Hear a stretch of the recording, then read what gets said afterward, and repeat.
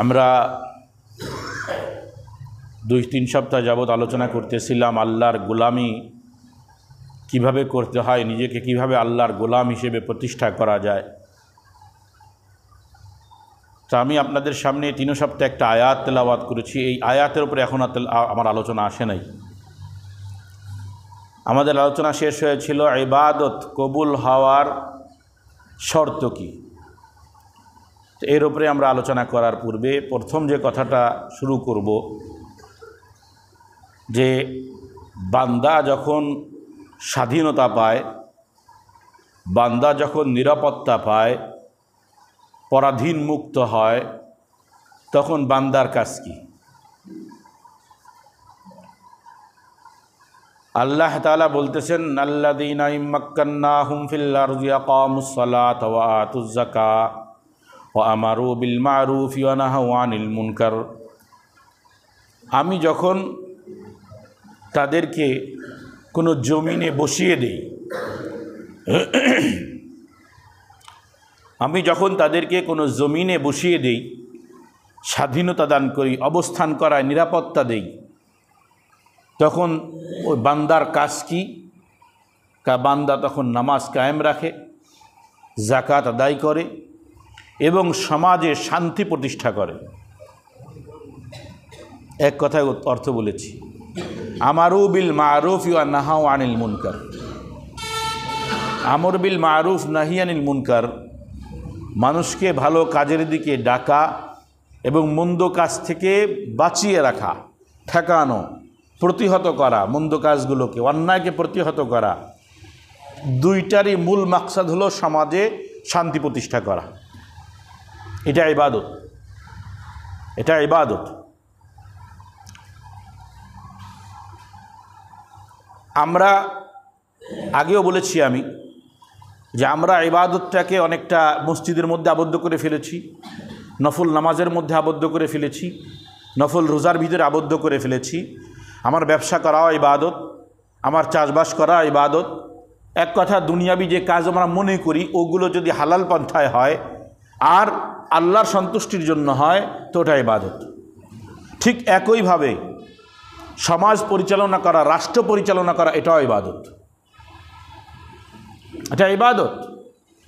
আপনাকে যখন একটা চেয়ার দেওয়া হয়েছে যে এই চেয়ারে আপনার কাজ কি? সমাজে আইন প্রতিষ্ঠা করবেন, সমাজে শান্তি শৃঙ্খলা বজায় রাখবেন, মানুষের ভিতরে ইনসাফ কায়েম করবেন। তো আপনি যখন এই কাজটা সঠিকভাবে করবেন, এটা ইবাদত হবে। সুতরাং সাহাবা একরাম শুধু নিজেদেরকে নামাজের মধ্যেই সীমাবদ্ধ রাখে নাই, তাবলিগের মধ্যেই সীমাবদ্ধ রাখে নাই, রোজার ভিতরেই সীমাবদ্ধ রাখে নাই, সারা রাত ইবাদত বন্দিগি করার মধ্যেই সীমাবদ্ধ রাখে নাই, বরং সকাল হইলে তলোয়ারও ধরছে, তলোয়ারও ধরছে, ইবাদত করছে। তাদের কাছে রাতের রোনাজারি এটাও ইবাদত ছিল, দিনে তরবারি ধরা এটাও ইবাদত ছিল। একবার যখন ইরান অঞ্চলে, তখন তো এটা পারস্য অঞ্চলে ওমর রাদিয়াল্লাহু তাআলা আনহুর জামানায় আক্রমণ হইল। মুসলমানদের বিজয় পতাকা তখন একের পর এক উঠতেই আছে। যেদিকে যায় সব বিজয়। তো যখন পারস্যের দ্বার প্রান্তে দুই বাহিনী মুখোমুখি, সেনাপ্রধান রুস্তম, মশহুর বীর যোদ্ধা রুস্তম, তার সেই জামানায় উপন্যাসে তার নাম লেখা হইতো, তাকে নিয়ে উপন্যাস লেখা হইতো, তার বীরত্বের গল্প লেখা হইতো। রুস্তম তার বাহিনীর কমান্ডারদেরকে নিয়ে বসছে, 30 থেকে 35 হাজার হবে হলো আপনার মুসলমান বাহিনী, আর এদিকে রুস্তমের বাহিনী প্রায় 3-4 লক্ষ। হ্যাঁ, রুস্তমের কথা হলো, আমার এই বিশাল বাহিনী, এদের সামনে তো তুড়ি দিলেই উড়ে যাওয়ার কথা মুসলমানদেরকে। তো কমান্ডারদেরকে ডেকে বলতেছে, তোমরা ভীত সন্ত্রস্ত কেন? কমান্ডাররা ভীত সন্ত্রস্ত।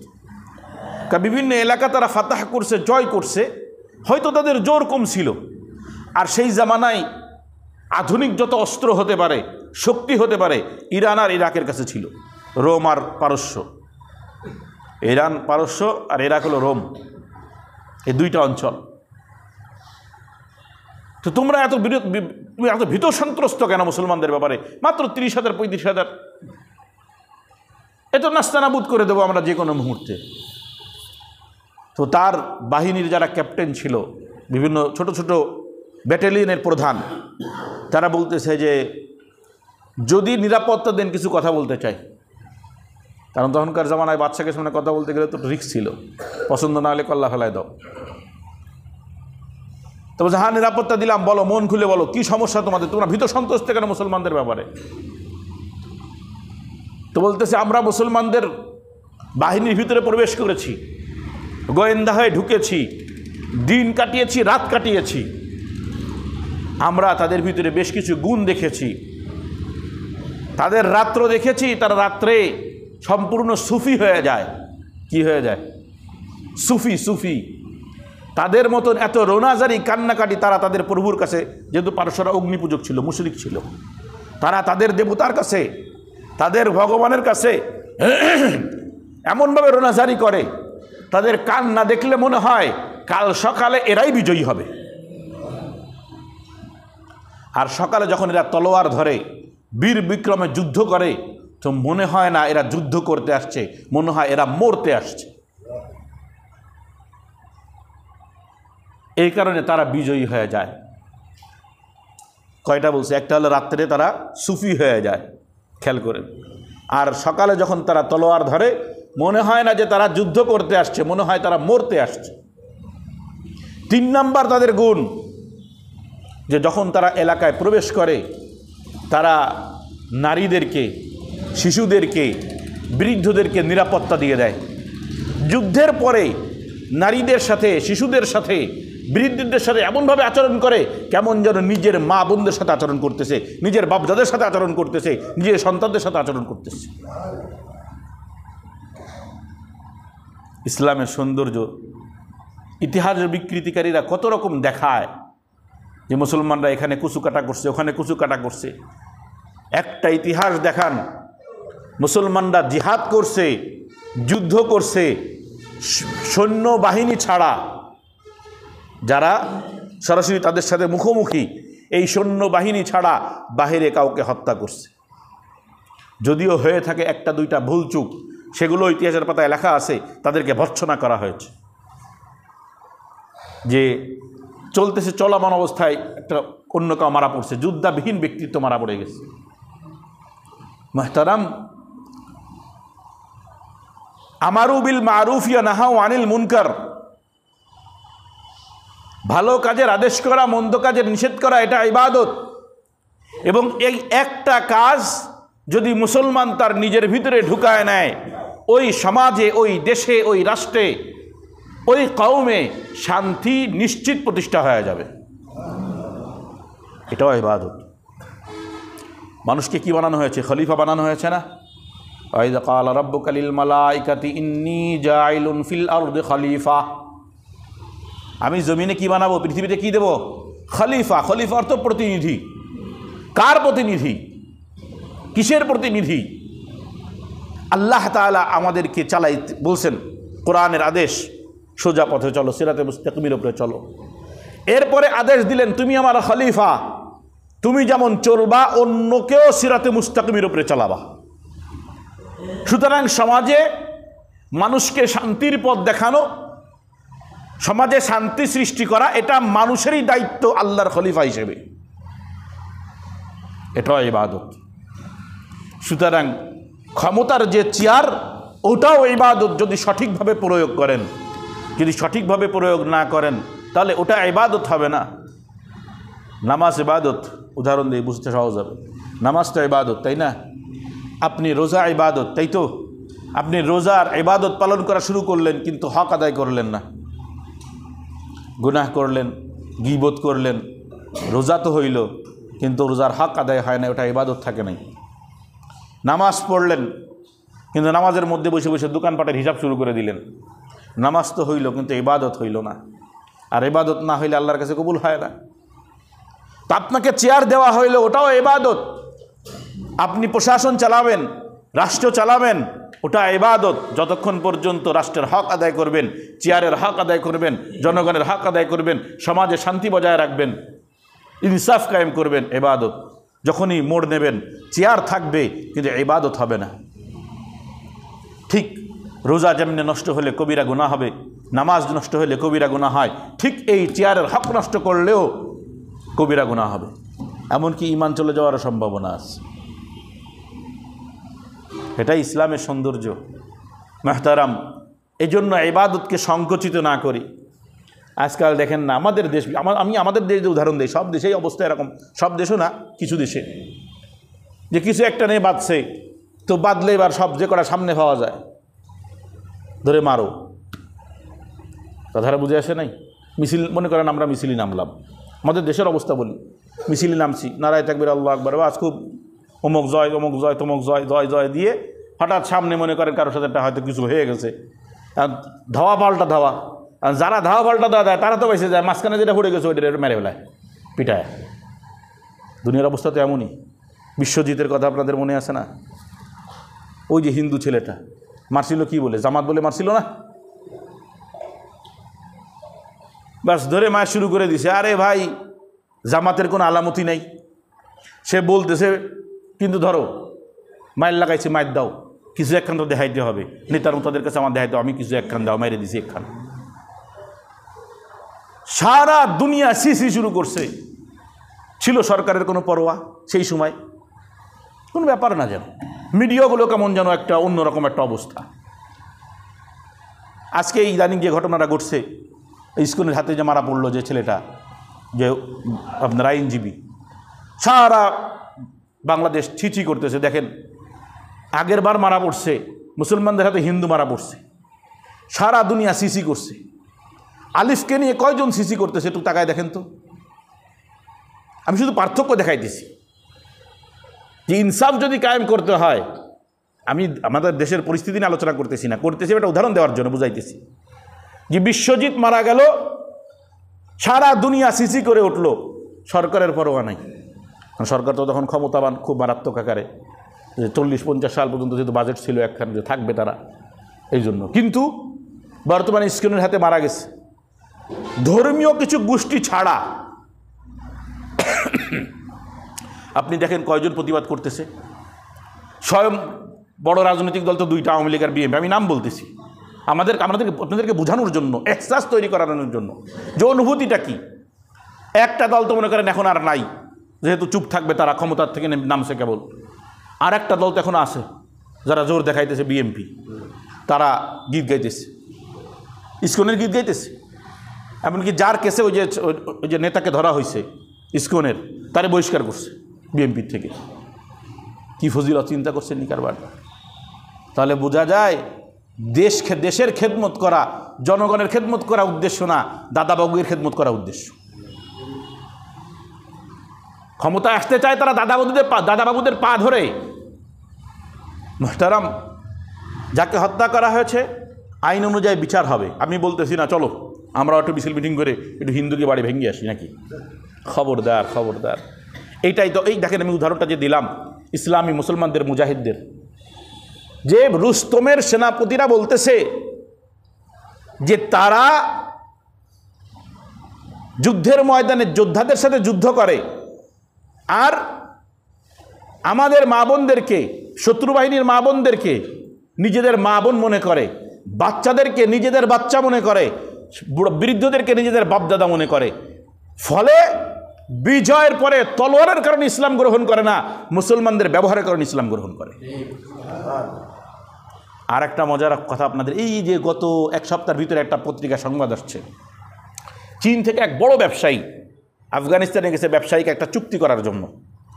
তাদের তো অর্থের কম নাই, সে যখন একটা দেশ থেকে আর এক দেশে ব্যবসার জন্য আসছে, তাহলে তো বড় কোনো কোম্পানির চেয়ারম্যান বা ওই লেভেলের কেউ হবে, বড় কোনো পদের লোক হবে।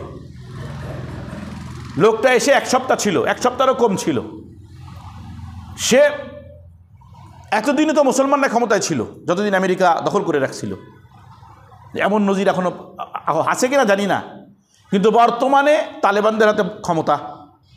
সেখানে তো বিবিসি বলেন, ভয়েস অফ আমেরিকা বলেন, ওরে বদনাম, নারীদের হক প্রতিষ্ঠা হইতেছে না, স্কুল বন্ধ হয়ে গেছে, আরও কত কি হইতেছে ওইটা আর বলে না, বরং কি বন্ধ হইতেছে ওইটা বলে। এই ব্যবসায়ী অনেক বড় ব্যবসায়ী, যার কারণে মিডিয়া এসে গেছে। চীনের যে প্রদেশের সে ব্যবসায়ী, সেখানেও তোলপাড় সৃষ্টি হয়ে গেছে। সে শুধুমাত্র তার ব্যবসায়িক যে লেনদেনের ক্ষেত্রে যে চুক্তি করছে, তাদের সাথে যে আচার ব্যবহার, তাদের সাথে যে কথাবার্তা, এক সপ্তাহের কম সময় থেকে সে ইসলাম গ্রহণ করে ফেলছে। আমি আগে একদিন বলেছিলাম আলোচনার মধ্যে, মুসলমান জবান দিয়ে দাওয়াত দেওয়ার প্রয়োজন হয় না, আমলে, আখলাকে, আচার ব্যবহারে মুসলমান দাওয়াত দিয়ে দেয় যে মুসলমান কি জিনিস। মুহতারাম, এই জন্য আবেগকে দমাইতে হবে। ইসলাম আবেগ দিয়ে হয় না, ইসলাম আবেগ দিয়ে হয় না। যে একজন মুসলমানকে মেরে ফেলছে, ভিতরে ভিতরে অনেকের আগুন জ্বলতেছে। আমি কেন এই কথাগুলো বলতেছি, এখন আবার হঠাৎ এই লাইনে চলে আসলাম। আমি তো যেহেতু মিডিয়ায়, ফেসবুকের মধ্যে আসি, তো বড়রা অনেকে নাই, জানে না। দেখতেছি মুসলমানদের পক্ষ থেকে, আমাদের ছেলেপেলেদের পক্ষ থেকে বিভিন্ন রকমের কথা। হ্যাঁ, এতদিন মন্দির ভাড়া দিয়েছে, এখন তোমাকে তা দিয়েছে ভেঙ্গে দাও, হাবা যাবা কত কিছু। আমার কথা বুঝেন নাই? মন্দির পাহারা দেওয়া দোষণীয় নয়, আমার কথা বুঝবেন। মন্দির পাহারা দেওয়া দোষণীয় নয়। যদি কোনো ফিতনার ভয় হয়, পাহারা দিন। কেউ যদি ফিতনা করতে চায় যে এখন যদি এই অঞ্চলটা খালি থাকে, হিন্দু বাড়িতে হামলা হইতে পারে, তো কোনো সমস্যা নেই, পাহারা দিন। দেখবেন হাটাজারির থেকে বড় বড় মিছিল যখন বের হয়, বড় বড় ছাত্রদেরকে লাঠি হাতে দিয়ে, বড় বড় লাঠি হাতে দিয়ে আগে থানার সামনে আর মন্দিরের সামনে দাঁড় করায় দেয়। মানে হাটাজারি মাদ্রাসার সাথেই একটা মন্দির, আর অপর পাশে গিয়ে থানা, হাটাজারি থানা। তো এর আগে 2-3 বার অ্যাক্সিডেন্ট হয়েছে, ছেলে পেলে তো হুজুগে বাঙালি। আমি শুধু আপনাদের কথা বলতেছি না, মৌলবীদের কথাই বলতেছি। হুজুগে বাঙালি, হ্যাঁ, যে মন্দির ভেঙে দিল, যে থানা ভেঙে দিল। সেভাবে মন্দির ভাঙার ঘটনা ঘটেনি, থানার ভাঙার ঘটনা ঘটছে। তো ছাত্ররা আগে বের হয়ে কী করে, আগে থানার মন্দির নিরাপত্তা দেখে এবার মিছিল নিয়ে যাও। কারণ টুপি দাড়ি ভরা কিছু লোক তো এরকমও থাকতে পারে যে তুই একটা ইট মেরে দিবি, বাকিটা আমরা সেরে দিব না। এটা তো রাজনীতি দুনিয়ার বর্তমানে। তো এজন্য মুসলমান কখনো শুধু মুসলমানেরই নয়, বরং অমুসলিমেরও জানমালে নিরাপত্তা দেয়, যদি সে সরাসরি ইসলামের শত্রু না হয়। হ্যাঁ, ইসকনের ব্যাপারে সামান্য একটু কথা বলবো যে ইসকন কি। ইসকনের প্রতিষ্ঠা কিন্তু হিন্দুস্তানে নয়, এটা জানেন আপনারা, আমেরিকায়। এটার মূল প্রতিষ্ঠাতা, মূল যে প্রথম উদ্ভাবক, সেও কিন্তু একজন ইহুদি। আপনারা সেগুলো সার্চ দেবেন, আমি বিস্তারিত বলবো না, আমার যেহেতু বিষয় ভিন্ন। ওই দেখেন 95 হয়ে গেছে, আর 15 মিনিট আছে আমার হাতে। গুগলে সার্চ দেবেন, ইসকনের ইতিহাস খুঁজবেন, পড়বেন। এটা 2টা মাত্র ধর্ম আছে দুনিয়ায়, ভালো করে খেয়াল করেন, ইহুদি ধর্ম আর হিন্দু ধর্ম। বাহিরের থেকে কেউ এসে এই ধর্ম গ্রহণ করতে পারে না, খেয়াল করবেন কথাটা। ইহুদি ধর্ম আর হিন্দু ধর্ম, এই 2টা ধর্ম কখনো কি করা যায় না, অন্য ধর্ম থেকে সে গ্রহণ করা যায় না। আসল কথা হলো যে এটা কিন্তু ইহুদি ধর্ম তো আসমানি ধর্ম ছিল এক সময়, তাই না? আর ইহুদি ধর্ম আসমানি ধর্ম ছিল না। তারা এটা বাড়াই দিছে যে ইহুদি হতে হলে বংশ পরম্পরায় আসতে হবে, কেউ বাইরের থেকে ইহুদি ধর্ম গ্রহণ করলে কাজ হবে না। যার কারণে ইহুদিদের সংখ্যা তুলনামূলক কম। আবার হিন্দু যারা দেখবেন, এরা আমাদের এই অঞ্চলে শুধু সীমাবদ্ধ, অন্য অন্য জায়গায় এখান থেকে সফর করে গেছে, সেই বংশ রয়ে গেছে। মূল হিন্দু, শিখ না, শিখ আবার অন্যভাবে ঢুকছে। শিখ আরও কিছু আছে, ওরা না, হিন্দু মূল হিন্দু যারা সনাতনী, এরা বংশ পরম্পরায় যে ধর্ম চলে, বাইরের থেকে ঢুকতে পারে না। ইসকন, এই গেরুয়া বাহিনী, এরাই সর্বপ্রথম তৈরি করলো, সৃষ্টি করলো যে বাহিরের থেকে লোক এনে হিন্দু ধর্ম গ্রহণ করাইতে হবে, যেটা হিন্দু ধর্মের যে ধর্মীয় কিতাব এরও বিপরীত। হিন্দু ধর্মের কিতাব বলে না বাইরের থেকে এসে ধর্ম গ্রহণ করা যাবে। কথাটা বুঝছেন তো আপনারা?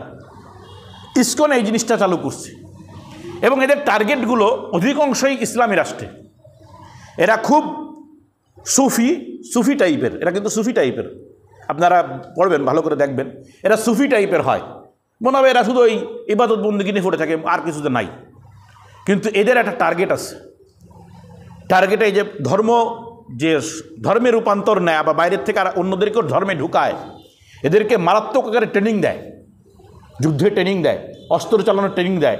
আজকে যদি এই মসজিদের সামনে বলা হয় আজকে আপনারা যারা আছেন কমসে কম আপনারা কি করেন, মার্শাল আর্টটা শেখেন, সব বাদ, অস্ত্র চালানো বাদ দিলাম, দেখবেন পুলিশ এসে বলবে না যে না এগুলো শেখা যাবে না, কারণ মসজিদের সামনে তো।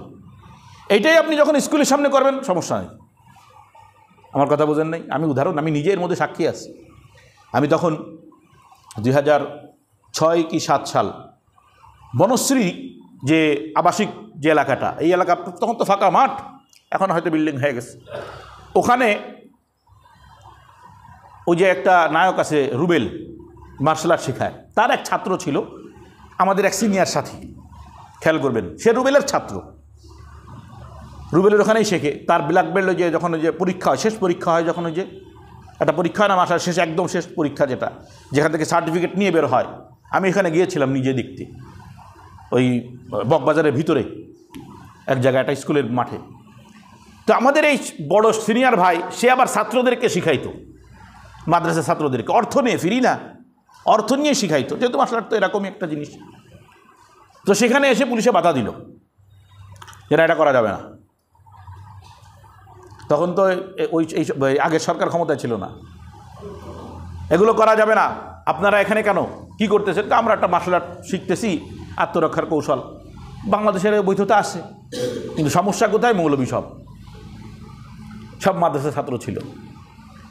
অর্থাৎ আপনি তারা এমন না যে ইসকন যে এই ধরনের ট্রেনিং নেয় এটা সরকার জানে না, প্রশাসন জানে না, কিন্তু হাত দেওয়ার ক্ষমতা প্রশাসনের নাই, প্রশাসনের আসলেই নাই, পারবেন না আপনি। কত কথা উঠতেছে, আন্দোলন হইতেছে, আওয়ামী লীগ নিষিদ্ধ করো, কত মিছিল হইতেছে, তাই এর জন্য আবার রিটও হয়ে গেছে। ইসকন নিষিদ্ধ করো, আওয়ামী লীগ যদি কোনোদিন নিষিদ্ধ হয় ইসকন নিষিদ্ধ করতে পারবেন না আপনি, খবর নিয়ে দেখেন আপনি পারবেন না, কারণ আওয়ামী লীগ তো রাষ্ট্রের মধ্যে, ইসকন আন্তর্জাতিক মানের সন্ত্রাসী সংগঠন, তারা সুফি হয়ে থাকে, জঙ্গি সংগঠন, সুফি সেজে থাকে, কিন্তু যে জায়গায় তাদের ক্ষমতা আছে সেখানে তারা অস্ত্র বের করে, যারা নজির এখন দেখছেন না। ওলামা একরাম কিন্তু আজকের থেকে ইসকনের বিরুদ্ধে বলে নাই। আমি 2009-10 সালে সর্বপ্রথম বাবুনগরী সাহেবের মুখের, রহমাতুল্লাহ আলাইহি, জুনায়েদ বাবুনগরী, ওনার মুখে প্রথম শুনছিলাম সেই সময়। তখন ইসকন কি আমি তখন চিনতাম না, আসলে চিনতাম না ইসকন কি, হিন্দুদের একটাই। এরপর পরবর্তীতে আস্তে আস্তে এগুলো সব জানছি, পড়ছি, তখন থেকে দেখতেছি চট্টগ্রামের ওলামা সবার আগে এই নিয়ে কথা তুলছেন বেশি, কারণ ওদের প্রভাবটা বেশি।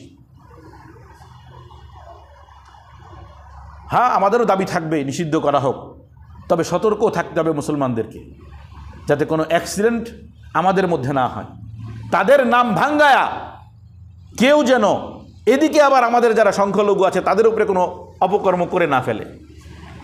কারণ সামান্য একটু ভুল, সামান্য একটু পদস্খলন আমাদেরকে আন্তর্জাতিকভাবে অনেক বড় ক্ষতির সম্মুখীন করে দিতে পারে। উদাহরণ দিই, মনে করেন আমরা মিছিল মিটিং করলাম, এখনও তো আমাদের এখানে পড়িনি, যেহেতু খুলনা জেলা করে নাই, এজন্য ইমাম পরিষদ এখনও ডাকে নাই, হয়তো ডাকবে ইনশাল্লাহ। মনে করেন মিছিল মিটিং করলাম, মিছিল মিটিং শেষ হইতে না হয়তো একজন দৌড়ায়, যে মনে করেন ভিতরে এমন কাউ ছিল ষড়যন্ত্র এঁটে রাখছিল, যে মনে করেন এখানে কি হোটেল আছে হিন্দুদের, মনে করেন হিন্দুর কোনো হোটেল বা দোকান দিল ভেঙে। আপনি আশ্চর্য হবেন, আজকে এই আইনজীবী মৃত্যুর কারণে কোনো মিডিয়া অত বেশি কাঁপে নাই। হ্যাঁ, মানে সোশ্যাল মিডিয়া কাঁপছে, কিন্তু যে আন্তর্জাতিক মিডিয়া একটাও কাঁপে নাই, সংবাদ প্রচার করার দরকার করছে, কারণ ওটা তাদের ব্যবসা। কিন্তু আজকে আপনি শুধু টুমুরিয়ার এই অজপাড়া গায়ের ভিতরে একটা হিন্দুর দোকান ভাঙ্গেন, দেখবেন ভারত, শ্রীলঙ্কা সহ বিভিন্ন অঞ্চলে বিশাল আকারে এই মিডিয়াটা দেখানো হচ্ছে, হিন্দুদের অবস্থা খুবই করুণ। আশ্চর্য। এই জন্য পদস্খলন না হয়। আর দ্বিতীয় কথা আমি শুরুতেই বলেছি যেটা, যে মুসলমানের থেকে কোনো নিরপরাধ ব্যক্তি ক্ষতিগ্রস্ত হওয়া এটা মুসলমানের পরিচয় না। যুদ্ধের ময়দানে আসা সেবিকা, খেয়াল করবেন, যুদ্ধের ময়দানে আসা সেবিকারাও মুসলমান মুজাহিদদের হাতে কখনো ক্ষতিগ্রস্ত হয় নাই। আপনি ইতিহাস তালাশ করে দেখেন। এই জন্য আবেগ দমাইতে হবে, আবেগ দমায়া ইসলাম আমাকে কিভাবে চালায় সেভাবে চলতে হবে, নিজেকে সেভাবে চালাইতে হবে। আল্লাহ তাআলা আমাদেরকে তৌফিক দান করুক। তো যে কথা বলতেছিলাম, শান্তি শৃঙ্খলা এটা একটা সমাজের মৌলিক একটা চাহিদা এবং এটা ইবাদত। আল্লাহ তাআলা বললেন, যখন আমি তোমাদেরকে পরাধীন থেকে মুক্ত করি, তো এক দলের কাছে বা আমাদের সকলের কাছেই বলবো, বিশেষ করে আমার উলামা একরাম তো অবশ্যই বলবো যে আমরা অনেকটা পরাধীন ছিলাম, তাই না? কথা বলতে গেলে কত রকম, যে সাবধানে কথা বললেন, উপজেলায় আসতো না, কারণ উপজেলা তো উপজেলা। কিন্তু অন্য অন্য মসজিদগুলোতে দেখেছি যে সামনে এসে বসে থাকা লাগতো, হুজুর সাবধানে কথা কবেন, আজকে এই বিষয়ে কথা কবেন না, ওই বিষয়ে কথা কবেন না। এই যে মনে করেন সাইফুল হত্যা, সাইফুল ইসলাম আলিফ তো নাকি, সাইফুল ইসলাম আলিফ, আজকে যদি বর্তমান পরিবেশ না থাকতো তো দেখতে এতক্ষণ পর্যন্ত এই জায়গাটা ওই জায়গায় ফোন আসা শুরু হয়ে যেত যে এই বিষয়ে কোনো কথা বললেন না। বাস্তবতা, এই বিষয়ে কোনো কথা বললেন না, আসতো, ফোন চলে আসতো। হ্যাঁ, এখনও ফোন আসতেছে, যেমন মোতামিম সাহেবের কাছে ফোন গেল আমাদের স্যারের কাছ থেকে যে এই বিষয়ে আলোচনা করবেন, কিন্তু মানুষজন উত্তেজিত না হয়। তা আলহামদুলিল্লাহ, যারা সঠিক আলেম, বুজমান আলেম, তারা উত্তেজিত করবে না, সঠিক দিক নির্দেশনা দিবে। উত্তেজিত করবে কেন? এখন আমি মিছিল দিলাম, আমার চলো মসজিদে বেরোয় যাই, যাই কোন দিক যাবা, ওখানে আছে ওই যে একটা তৃপ্তি হোটেল, ওদিকে আছে কোন তৃষ্ণা হোটেল, ভাঙো। এটা তো ইসলামের দিক নির্দেশনা না। তো উত্তেজনা দিয়ে তুমি কি করলা? নিরপরাধ যদি হয় ওরা, তো প্রত্যেক ইমাম সাহেব সহ সবগুলো গুনাহগার হবে। আমার কথা বুঝেন নাই মনে হয়। কারণ কি? ইসলাম তো এটাই শিখাইছে। অমুসলিম যে নিরপরাধ, ইসলামের শত্রু হিসেবে নিজেকে প্রকাশ করে নাই, দাবি করে নাই, এমন কোনো ব্যক্তি মুসলমানদের থেকে ক্ষতিগ্রস্ত হতে পারবে না। তা আল্লাহ তাআলা বলে দিলেন, পরাধীন মুক্ত হইছ, এখন স্বাধীন হইছ। আমার কারোর নিকটে এটা স্বাধীন, কারোর নিকটে পরাধীন মুক্ত, কারোর নিকটে স্বৈরাচার মুক্ত। হওয়ার পরে কাজ কি ছিল? আমি প্রথম জুম্মা আলোচনা করেছিলাম, 5ই আগস্টের পরে যে প্রথম জুম্মা আলোচনা করেছিলাম, আল্লাহ তাআলা ওটার দিক নির্দেশনা কোরআনে দিলেন, আল্লাযীনা ইম্মাক্কান্নাহুম ফিল আরদি আকামুস সালাতা ওয়া আতুজ যাকাহ ওয়া আমারু বিল মা'রুফি ওয়া নাহাউ আনিল মুনকার। আল্লাহ তাআলা যখন তোমাদেরকে পরাধীনতা থেকে মুক্তি দান করেন, জমিনে যখন শান্তি শৃঙ্খলার সাথে বসবাস করার সুযোগ দান করেন, তখন তোমাদের কাজ কি হবে? আকামুস সালাতা ওয়া আতুজ যাকাহ। তাদের কাজ তখন হবে তারা নামাজ কায়েম রাখবে, নামাজ ছাড়বে না, ইবাদত ছাড়বে না। ওয়া আতুজ যাকাহ, সম্পদের ইবাদত, যাকাত আদায় করবে। যাকাত এটা বান্দার হক, শুধু আল্লাহর হক না। কার হক? বান্দার হক। তো শারীরিক ইবাদত আর আর্থিক ইবাদত এগুলো পালন করার সাথে সাথে সমাজে তারা শান্তি শৃঙ্খলা বজায় রাখবে। ও কথাটাই আল্লাহ বললেন, আমারু বিল মা'রুফি ওয়া নাহাউ আনিল মুনকার। মানুষকে ভালো কাজের আদেশ করবে, মন্দ কাজ থেকে ফিরাবে। বর্তমান অবস্থা কী হয়ে গেছে জানেননি? আমি তাবলীগ আলোচনার সময় বলেছিলাম, সবাই শুধু ভালো কাজের কথা কয়। কি বলে? ভালো কাজ করো, এই করো, সেই করো, করে ভালো কথা বলে, আসলেই বলে, কিন্তু জুয়া খেলো না, তাস খেলো না, সিনেমা দেখো না, গান শুনো না। অর্থাৎ খারাপ কাজ থেকে মানুষকে ফিরানো, এই জিনিসটা আছে, নাই একদম না, না থাকলে তো উম্মত ধ্বংস হয়ে যাবে। আছে কিছু ব্যক্তিদের থেকে, তারা মন্দ বিষয় নিয়ে কথা বলে না, যে এই কাজটা করা যাবে না, এটা হারাম, সুদ খাওয়া যাবে না, ঘুষ খাওয়া যাবে না, ভেজাল দেওয়া যাবে না, অন্যের জমি মেরে খাওয়া যাবে না, এগুলো নিয়ে কথা কয় না, বললেও খুব কম। চার দোকানেও আড্ডা হয়, ভালো কাজের কথা হয়, মন্দ কাজ নিয়ে কি হয় না, কথা হয় না, যে ভাই তুমি ওগুলো ছাড়ো না কেন। পিছনে সমালোচনা হয়, যেটা গুনাহ। মন্দ কাজের সমালোচনা করতেছেন পিছনে, অমুক ভালো না, অমুকে চোর, অমুকে ডাকাত, থাবা যাবা, কত কিছু সমালোচনা হইতেছে। অথচ বলা দরকার ছিল তুমি চুরি করো, তুমি দুর্নীতি করো, তুমি ঘুষ খাও, তুমি সুদ খাও, বন্ধ করো। সে লোক হয়তো আপনারা পছন্দ করবে না, আর কোনোদিন আপনার সাথে চার দোকানে বসবে না, কিন্তু আপনার দায়িত্ব ছিল ভালো কাজের কথা বলার সাথে সাথে মন্দ কাজেরও দিক নির্দেশনা দেওয়া, যে এই মন্দ কাজগুলো করা যাবে না। আপনি হক আদায় করলেন, ইবাদত হইল এটা। তো সমাজের মধ্যে শান্তি শৃঙ্খলার মূল মাদ্দায় দুইটা, একটা হলো আমারু বিল মা'রুফ, ভালো কাজের আদেশ করতে হবে, মন্দ কাজের থেকে মানুষকে বিরত রাখতে হবে, আদেশ দিতে হবে, জোর দিতে হবে। যে যার যতটুকু জোর সে ততটুকু জোর খাটাবে। হাদিসের ভিতরে আসছে, যদি মুখ দিয়ে বলা সম্ভব হয় মুখ দিয়ে বলো, যদি তাও সম্ভব না হয়, ও না, প্রথমে হাত দিয়ে প্রতিহত করো, হ্যাঁ খবরদার এগুলো করা যাবে না, বন্ধ করো। দ্বিতীয় স্তরে যদি সম্ভব না হয় তো মুখ দিয়ে বলো, খবরদার এগুলো করো না, এগুলো খারাপ। সেটাও যদি সম্ভব না হয় তো দিল থেকে ঘৃণা করো।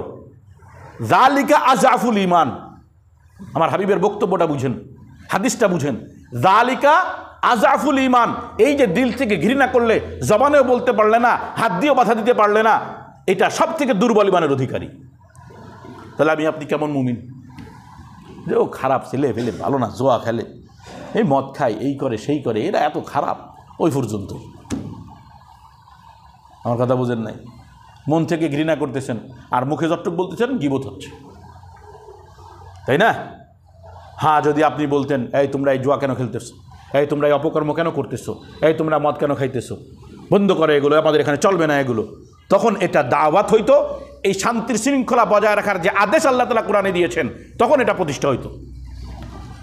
মুহতারাম, এই জন্য খুব ভালো করে আমরা খেয়াল রাখবো, সমাজে শান্তি শৃঙ্খলার কোনো বিকল্প নাই। আর এর জন্য নিজেকে আল্লাহর জন্য সঁপে দিতে হবে। নিজের ভিতরে পরিবর্তন না আনলে আপনি কখনোই শান্তি শৃঙ্খলা আনতে পারবেন না।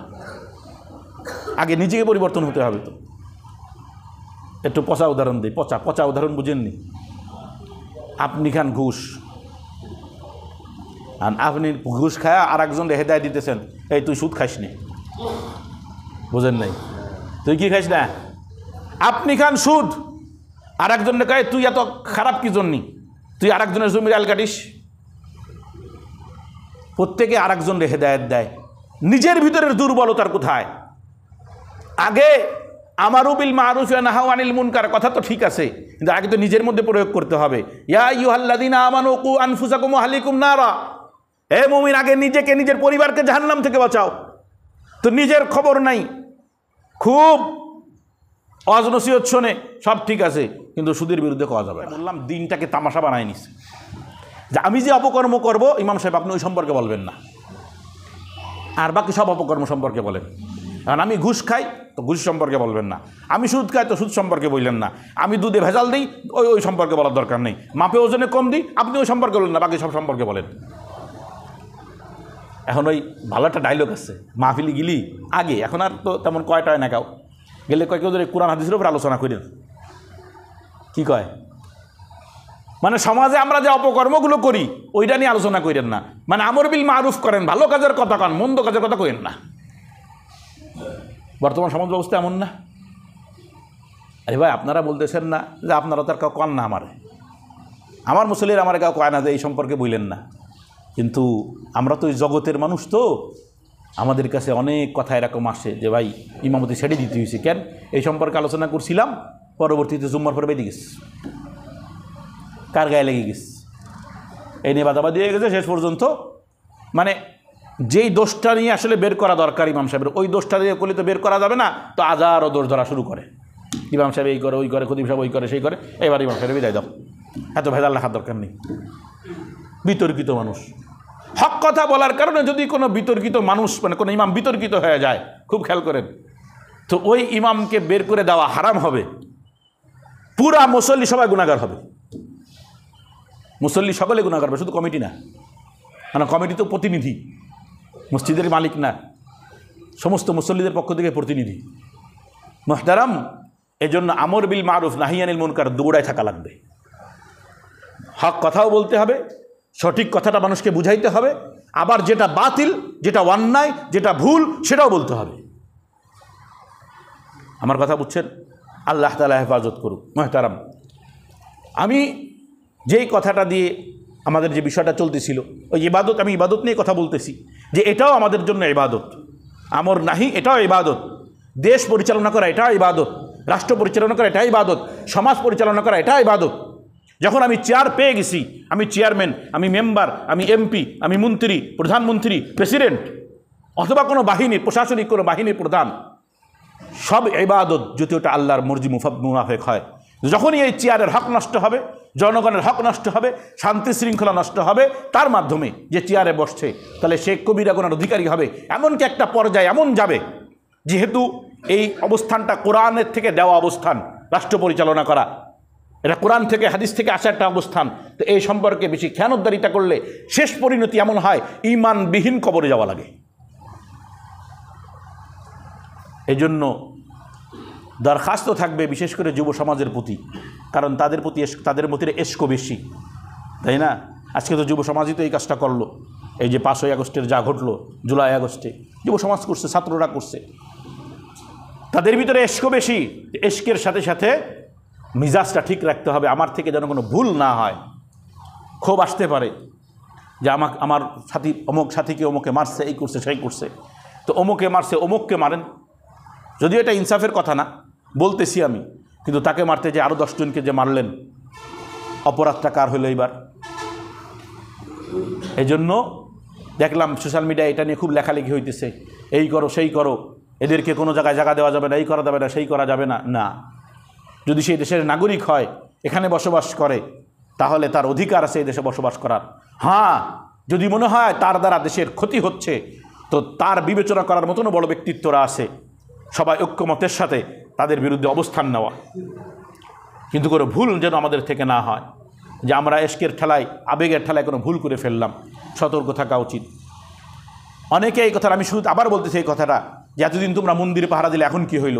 না, মন্দির পাহারা দেওয়া দোষণীয় ছিল না, কারণ ওটাও এই দেশের নাগরিক হিসেবে আপনার কর্তব্য ছিল। মূর্তি পাহারা দেওয়া না, মূর্তি তো শিরিক, মন্দির ওখানে শিরিক হয়, কিন্তু তারা যেন ক্ষতিগ্রস্ত না হয় আমাদের থেকে, বা কোনো ষড়যন্ত্রের কবলে না পড়ে, এই জন্য কোনো মুসলমান যদি তাদেরকে নিরাপত্তা দেয়, এটা কোনো সমস্যা না। যখন আবু জাহাল, ইকরামা রাদিয়াল্লাহু তখন মুসলমান হন নাই, এরপরে মক্কার কাফেররা মদিনায় যখন রসুল একটা রাষ্ট্র কায়েম করে ফেললো এবং আস্তে আস্তে মুসলমানদের জোর বাড়তেছে, তো মক্কার কাফেররা চিন্তা করলো বিপদ তো ঝামেলা ভরে যেতে হবে না, দেখতেছি আস্তে আস্তে, কারণ মদিনায় যখন সে বসে গেছে, তো আস্তে আস্তে তো মক্কার দিকে হাত দেবে, তো একটা শান্তি চুক্তি করতে চলে আসছে। এখন মদিনা ঢুকবে কী করে? দুশ্মন মদিনা ঢুকবে কী করে? তো মুনাফেক আব্দুল্লাহ ইবনে উবাই, মুনাফেক রইসুল মুনাফিকিন, মুনাফিকদের সর্দার যে ছিল আব্দুল্লাহ ইবনে উবাই, তার সাথে যোগাযোগ করছে। তো সে নিরাপত্তা দিছে। খেয়াল করেন, আমার দিকে একটু খেয়াল করেন, গল্পটা ভালো করে খেয়াল করেন, কি শিক্ষা দিছে ইসলাম আমাকে। জানি দুশ্মন 13টা বছর রসুলকে কষ্ট দিছে, সাহাবাদেরকে কষ্ট দিছে, সাহাবাদেরকে হত্যা করছে। এরপরে বদর গেল, উহুদ গেল, বদর গেল, উহুদ গেল। এরপরের ঘটনা আশা করি আমার এখনো জেনে নাই কখনকার ঘটনা এটা। সূরা আহজাব নাজিল হয়েছে, প্রথম 2-3 সূরা এই সম্পর্কে, একটা সূরাই নাজিল হয়েছে এই ঘটনা সম্পর্কে। চিন্তা করেন, মুনাফিকের কাছে গেল যে আমাদেরকে নিরাপত্তা দাও, মুহাম্মাদের সাথে কথা বলবো সাল্লাল্লাহু আলাইহি ওয়াসাল্লাম, মুহাম্মাদের সাথে আমাদের কথা হবে। আব্দুল্লাহ ইবনে উবাই মুনাফিক, কিন্তু মদিনাবাসী নামে মুসলমান, নিরাপত্তা দিছে, আসছে রসুলের সাথে কথা বলছে, ফালতু প্রস্তাব দিছে যে আপনি আর বাড়াবাড়ি করেন না, আপনি আপনার দেশ নিয়ে থাকেন, ওই যে ধর্ম নিরপেক্ষতা আর কি, বুঝেন নাই ওইটা, আপনি আপনার ধর্ম নিয়ে থাকবেন, আমরা আমাকে ধর্ম নিয়ে থাকবো, আপনি আমাদের এলাকায় গালি দেবেন না, আমরা আপনাদের আল্লাহর আর গালি বালি দিব না।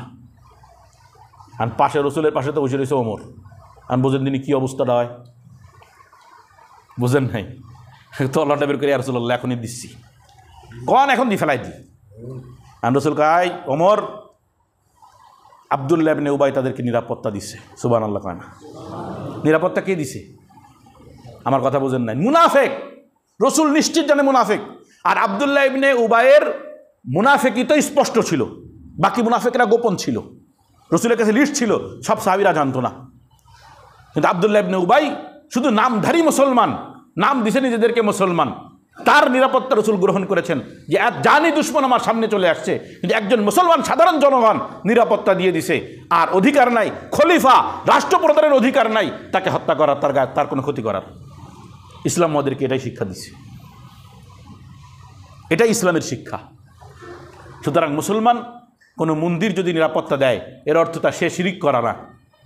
কারণ আসলে তো আমরা অনেক বেশি শিক্ষিত, তো অনেক সময় দেখি ওই লেখে ফেসবুকে আবার যাওয়ার কথা লেখে যে এই সমস্ত মৌলবীগিরি মান গেছে গা, কেন মন্দির ভাড়া দিয়ে কথা কয়, কথাটা বুঝে আসে নাই? তো রসুল যে কাফেরদেরকে নিরাপত্তা দিল, আমার কথা বুঝেন নাই? হ্যাঁ, এই জন্য মুহতারাম সতর্ক থাকা দরকার। কোনো মন্দির পাহারা দেওয়া বলেন, হিন্দুদের বাড়ি নিরাপত্তা বলেন, এটা শিরিক না, বরং সংখ্যালঘুর নিরাপত্তার দায়িত্ব সংখ্যা আধিক্য যারা মুসলমান তাদের। আমাদের মুসলমানদেরকে কেমনে মারতেছে ইন্ডিয়ায়? কাহা, আমাদের দিলে কষ্ট আছে, তাদের জন্য দোয়া করব, সুযোগ পাইলে মারব, সুযোগ পাইলে মারব। যে দুশ্মন, সুযোগ পাইলে তাদেরকেও মারব, দুশ্মন। কিন্তু আমাদের দেশের, ওই দেশের মুসলমানদেরকে মারতেছে বিদায় আমার দেশের হিন্দুদেরকে মারতে হবে, শরীয়ত এটা বলে না, ইসলাম এটা বলে না, আমার শিক্ষা দেয় না এমন। এটা হুজুগে বাঙালি বা হুজুগে মুসলমান। আবেগকে কাজে লাগানো যাবে না, মাথা খাটাইতে হবে। আল্লাহ তাআলা এই দেশটাকে শান্তি শৃঙ্খলার সাথে, একটা বড় ফিতনা থেকে আমরা মুক্ত হয়েছি। দীর্ঘদিন যাবৎ আমরা একটা চাপের ভিতরে ছিলাম, ফিতনার ভিতরে ছিলাম। আল্লাহ তাআলা আমাদেরকে থেকে মুক্তি দান করছেন। এর শুকরিয়া স্বরূপ কীভাবে দেশে ইনসাফ প্রতিষ্ঠা করা যায়, কীভাবে শান্তি প্রতিষ্ঠা করা যায়, সমন্বয় চেষ্টা থাকা দরকার। এখনই দেখেন, যাইতে পারে না, সবাই মিলে ঠেলাঠেলি করছে, অমুকে ক্ষমতা আসতে হবে, অমুকে ক্ষমতা দিতে হবে, সবাই শুধু ক্ষমতা নিয়ে দৌড়দৌড়ি শুরু করে দিয়েছে। কত বড় বিচ্ছিরি একটা কাজ। এই কথা কেউ চিন্তা করে না যে সবাই মিলে চলো দেশটাকে সুন্দর করে গড়ে তুলি। আমাদের থেকেও পরে মুক্ত হওয়া, স্বাধীন হওয়া দেশ অর্থনৈতিকভাবে কত উন্নত হয়ে গেছে, এই দেশটা এখনও হইতে পারে নাই, শুধু রাজনৈতিক ঠেলাঠেলি আর খাওয়া খাইয়ের কারণে। এই জন্য রাজনৈতিক হিংসা প্রতিহিংসা বের করে দেই, সঠিক মুমিন হই, খাঁটি মুমিন হই। খাঁটি মুমিন, খাঁটি মুসলমান যদি হতে পারেন, দেখবেন আপনার দ্বারা দেশও গড়বে, সমাজও গড়বে। আল্লাহ তাআলা আমাদেরকে তৌফিক দান করুক। আখিরু দাওয়ানা আলহামদুলিল্লাহি রাব্বিল আলামিন।